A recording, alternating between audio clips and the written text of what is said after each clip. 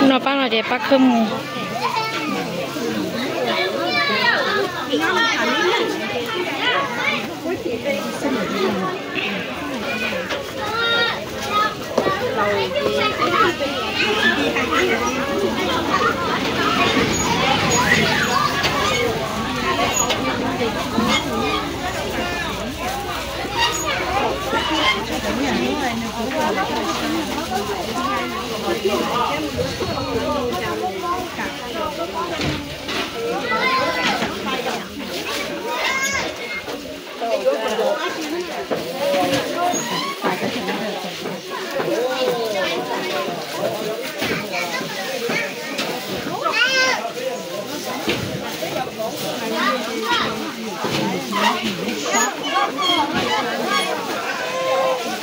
nó nhảy là chúng nó nhảy bắt ta, giờ là chúng nhảy bắt ta cho con ạ.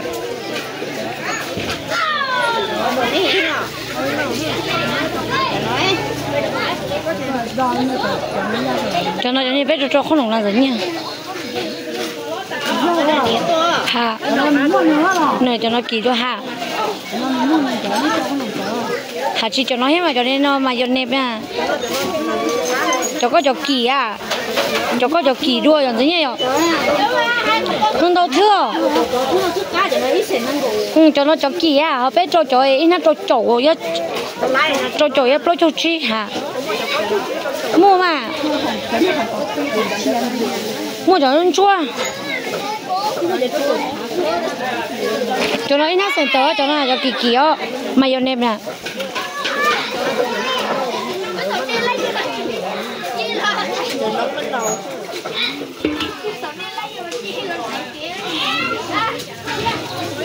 Mới cho con ít.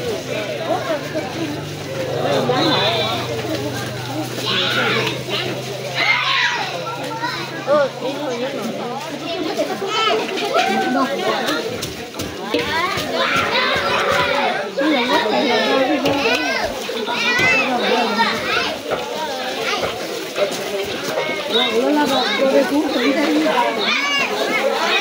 tôi đây cũng là gì thế vậy?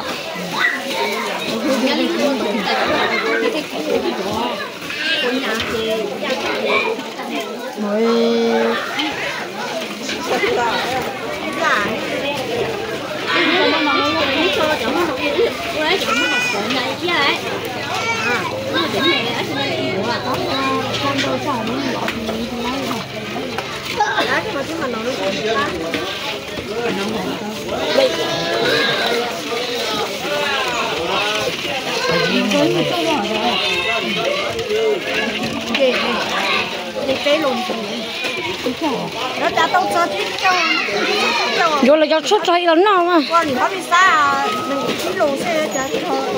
Cho cha này cho vô là bây giờ cho tròn chay luôn đi.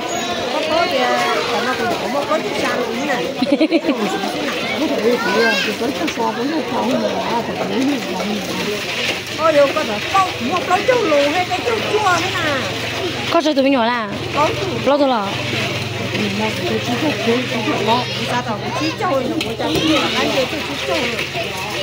Không chơi kìa. Nếu có chỉ dùng nhỏ á, có rồi vô là cho các loại nó thì có chờ. Nhưng chai cầu thiết kìa.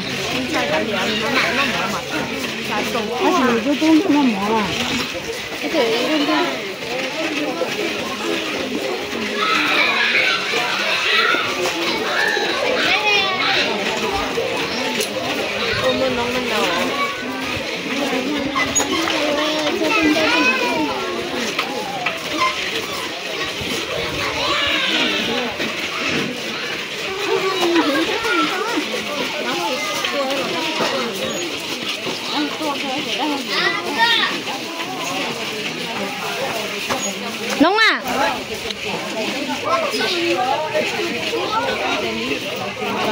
Chú à?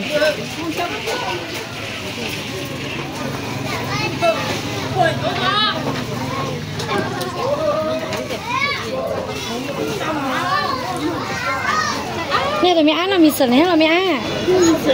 Nè chúng mình đang nó lò. Ha, ha tôm rồi. Chị tao lò. Tôm mua mấy cái bao tay gì mất việc. cụ tôi cụ mi sần cho nó chín nó đi đi à cụ này ngang cá li à ta mà chỉ cả nó mi sần à chỉ cụ này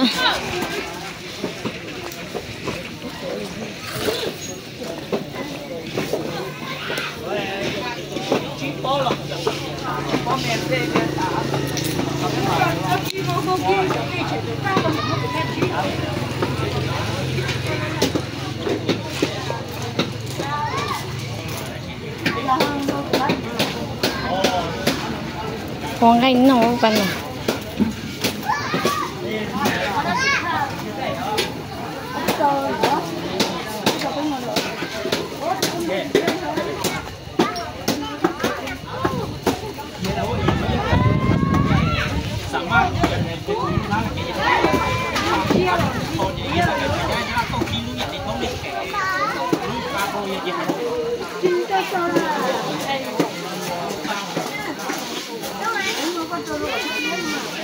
nghe có sao cung nha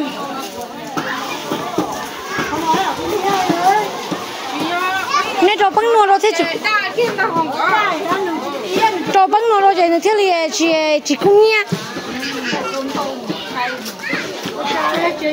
làm cha